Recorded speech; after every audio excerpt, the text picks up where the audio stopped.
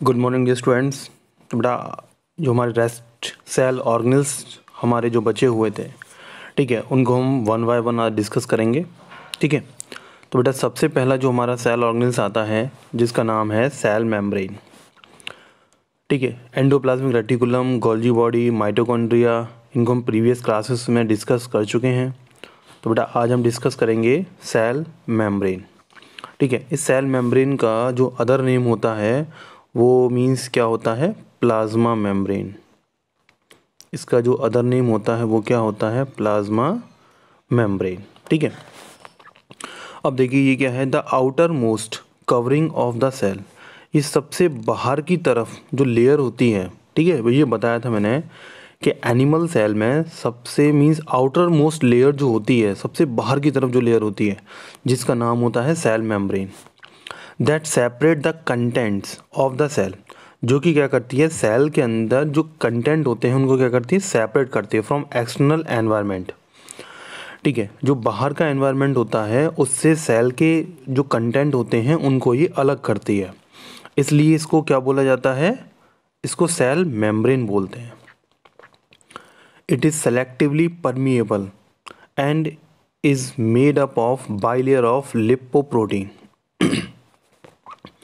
अब देखिए ये क्या होती है, एक सेलेक्टिवली परमिएबल होती है, मीन्स सेलेक्टिव पार्टिकल्स ही से क्या हो सकते हैं, मीन्स इससे आर पार जा सकते हैं। ठीक है, याद रखना, सेलेक्टिवली परमिएबल का मीन्स होता है कि मीन्स सेलेक्टिव पार्टिकल्स के लिए क्या होगी, ये परमिएबल होगी, मीन्स जो पार्टिकल्स होंगे वो इसे ईजिली आ सकते हैं और ईजिली बाहर की तरफ जा सकते हैं। ठीक है, सेलेक्टिव पार्टिकल्स। और ये लेयर जो होती है ये किसकी बनी होती है, इसमें क्या होते हैं, lipid and protein. Lipid and protein के कॉम्बिनेशन को हम क्या बोलते हैं, लिपोप्रोटीन बोलते हैं। याद रखना, लिपिड एंड प्रोटीन, इनकी कॉम्बिनेशन को क्या बोला जाता है, लिपोप्रोटीन बोलते हैं। और लिपोप्रोटीन की मेम्ब्रेन जो होती है, मीन्स लिपिड एंड प्रोटीन की मेम्ब्रेन जो होती है ये अप डायरेक्शन में भी होती है एंड लोअर डायरेक्शन में भी हमें देखने को मिलती है। अब देखिए यहाँ जो डायग्राम में जो आप लोगों को दिखाई दे रहा है, ठीक है, डायग्राम में जो दिख रहा है, मीन्स ये जो ब्लू कलर का जो है ये क्या है, हमारी प्रोटीन है। ठीक है, ये क्या है, हमारी प्रोटीन। और ये जो बीच में दिख रहा है ये कि एक्चुअली में क्या है, लिपिड्स की लेयर है। अब ये देखिए ये हमारी दोनों तरफ है, मीन्स लोअर डायरेक्शन में भी है एंड जो अप डायरेक्शन वाला है इसका मीन्स यहाँ पर भी हमें दिखाई दे रही है। ठीक है, तो क्लियर हो गया होगा कि प्लाज्मा मेम्ब्रेन या सेल मेम्ब्रेन जो होती है ये लिपिड एंड प्रोटीन की बनी हुई होती है। ठीक है, और लिपिड एंड प्रोटीन की जो लेयर होती हैं वो मीन्स दोनों तरफ होती है, मीन्स ऊपर की तरफ भी होती है एंड नीचे की तरफ भी हमें देखने को मिलती है। बीच में इन दोनों के जो होता है वो क्या होता है, एक फोर्स लगता है। ठीक है, याद रखना, मीन्स सबसे पहले जो होगी हमारी पी मीन्स प्रोटीन, इसके बाद लिपिड। ठीक है, फिर बीच में हमारा गैप आ जाएगा, फिर यहाँ से लिपिड एंड प्रोटीन। तो ये एक सीक्वेंस बनता है PLLP, protein lipid lipid protein. ठीक है, तो बेटा यहाँ पर भी यही है कि मीन्स प्रोटीन ऊपर डायरेक्शन में है, उसके नीचे क्या है, लिपिड है, फिर बीच में हमारा गैप आ गया, फिर लिपिड है, फिर उसके बाद क्या है, प्रोटीन। तो ये डायरेक्शन हमारा चलता है इसमें प्लाज्मा मेम्ब्रेन में, means protein lipid lipid protein. अब देखिए lipid protein lipid and lipid protein के बीच में जो हमने गैप दिया, यहाँ पर क्या होता है, एक फोर्स होता है। ठीक है, याद रखना, यहाँ पर क्या होता है, एक फोर्स होता है जिसका नाम होता है वॉन्डर वॉल। क्या होता है, वॉन्डर वॉल।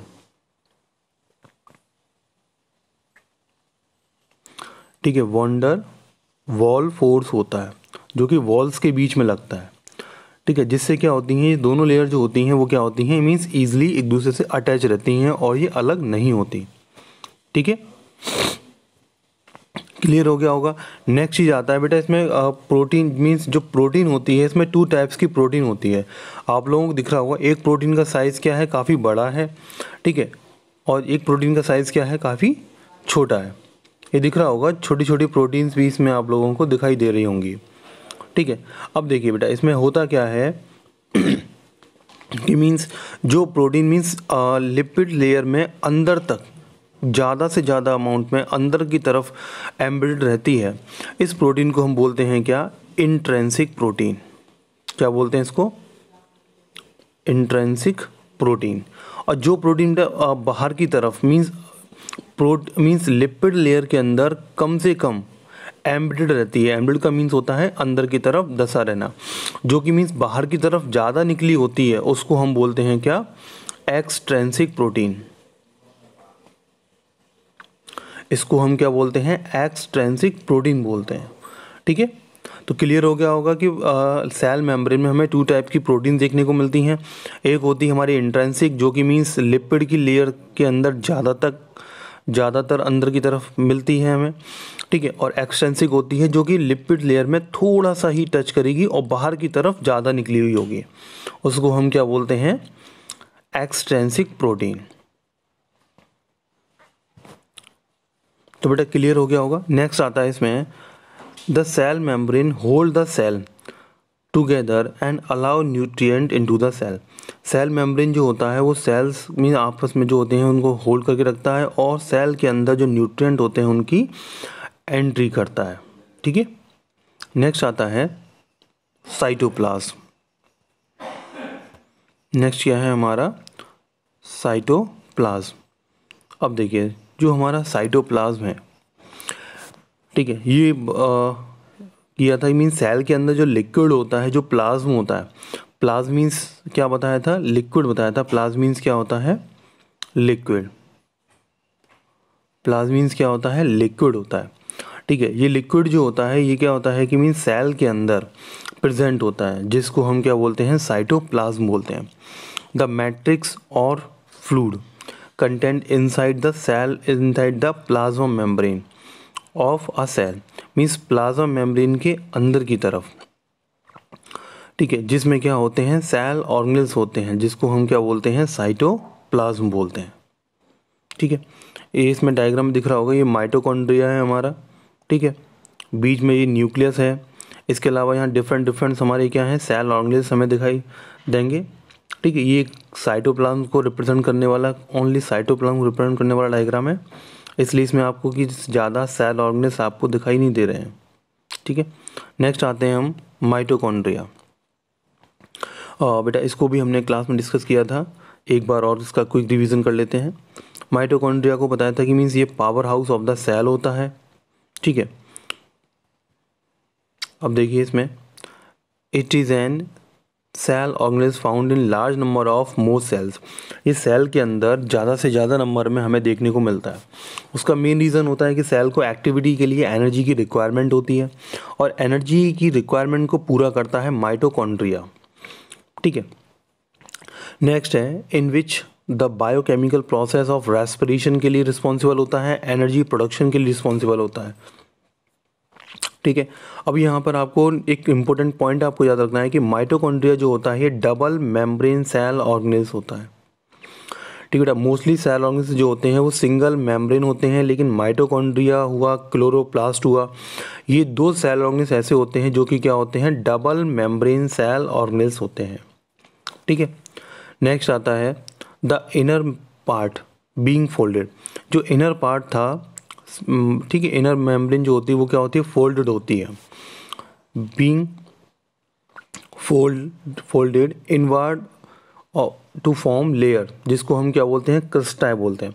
इस क्रस्टाई पर क्या होते हैं, ऑक्सीसोम प्रेजेंट होते हैं। इस क्रस्टाई पर क्या होते हैं, ऑक्सीसोम प्रेजेंट होते हैं, जो कि क्या करते हैं, एटीपी की फॉर्मेशन करते हैं। यहाँ पर एटीपी की क्या होती है, सिंथेसिस होती है, और जहाँ पर एटीपी की सिंथेसिस होती है इस ऑक्सीसोम के अंदर, ये जो डायग्राम है ये किसका है, ऑक्सीसोम का।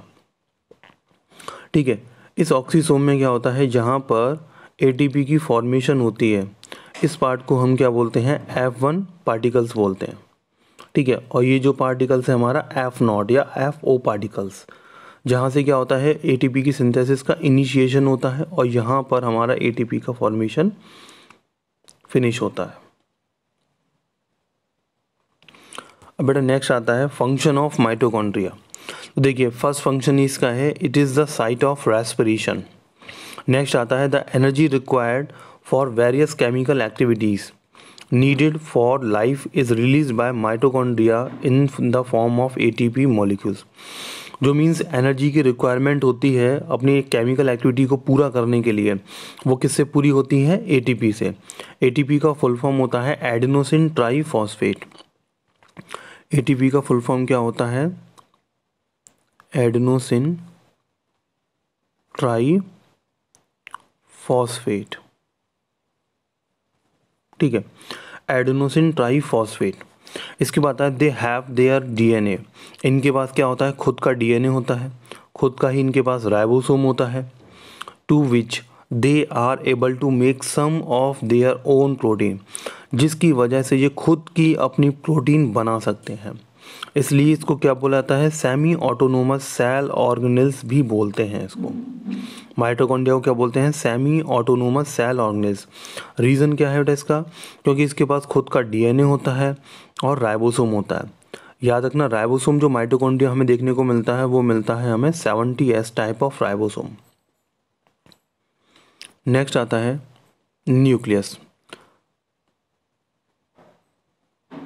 अब देखिए न्यूक्लियस क्या होता है? The nucleus control the cell. Nucleus actually में क्या होता है? ब्रेन होता है सेल का, ठीक है, या CPU बोल सकते हैं इसको। न्यूक्लियस जो होता है एक्चुअली में क्या है? एक CPU है जो कि पूरे एक सिस्टम को क्या करता है? कंट्रोल करता है, ठीक है। It is the largest organelles in the cell. Cell के अंदर सबसे बड़ा जो सेल ऑर्गेनेल्स हमें देखने को मिलेगा साइज में, वो होता है हमारा न्यूक्लियस, जिसके अंदर क्या होता है? DNA हमें देखने को मिलता है, ठीक है। अब देखिए ये एक्चुअली में एक डायग्राम है न्यूक्लियस का। इसमें ये बीच में जो क्रोमेटिन नेटवर्क जो आपको दिखाई दे रहा है, ये क्रोमेटिन नेटवर्क जो होते हैं ये क्या बनाते हैं? क्रोमोसोम्स बनाते हैं। ये जो न्यूक्लियोलस है, ठीक है, इसी न्यूक्लियोलस के बाहर की तरफ आप देखेंगे तो यहाँ पर आपको न्यूक्लियर एनवेलप, इसी न्यूक्लियर एनवेलप को हम क्या बोलते हैं? न्यूक्लियर मेम्ब्रेन बोलते हैं। क्या बोलते हैं इसको? न्यूक्लियर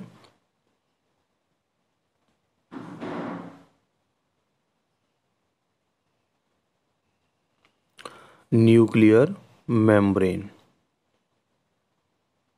ठीक है।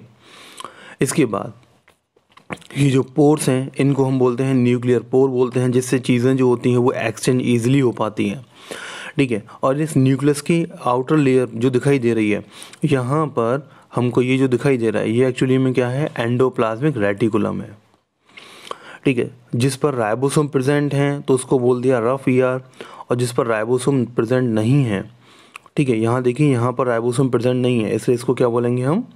SER, means smooth endoplasmic reticulum. इसके बाद बेटा नेक्स्ट आता है फंक्शन ऑफ न्यूक्लियस। तो देखिए न्यूक्लियस किस में हेल्प करता है?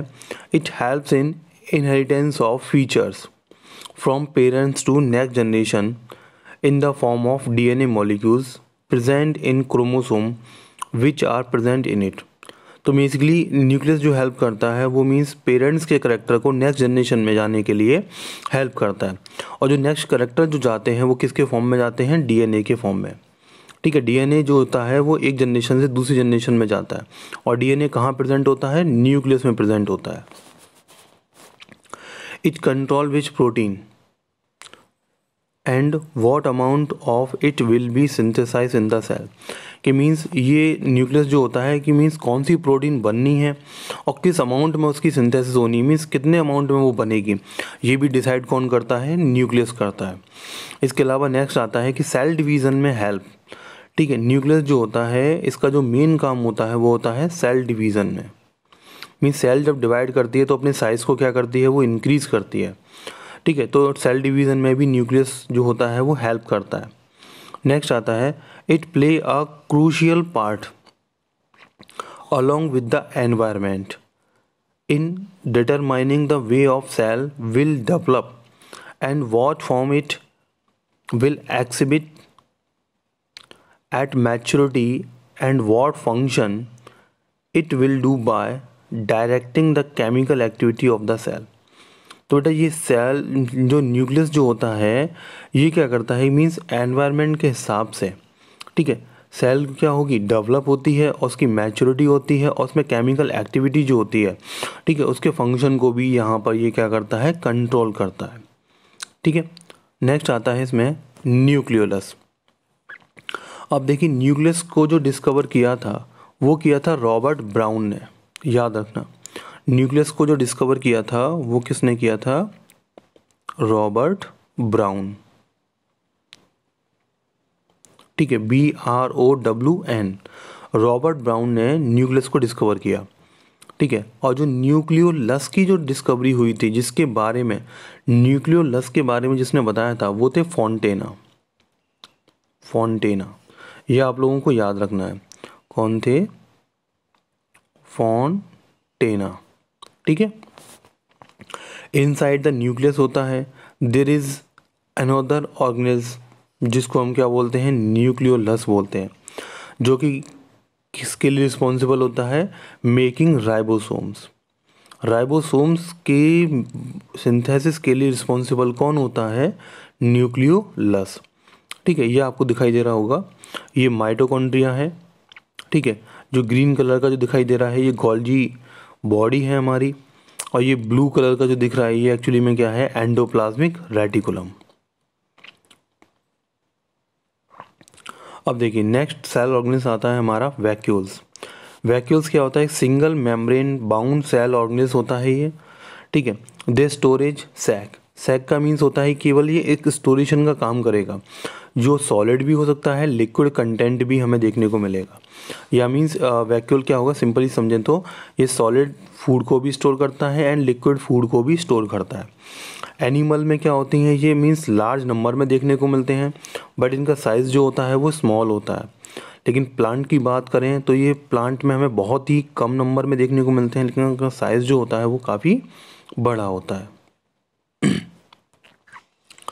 नेक्स्ट आता है इसमें कि मीन्स वैक फंक्शन क्या होता है।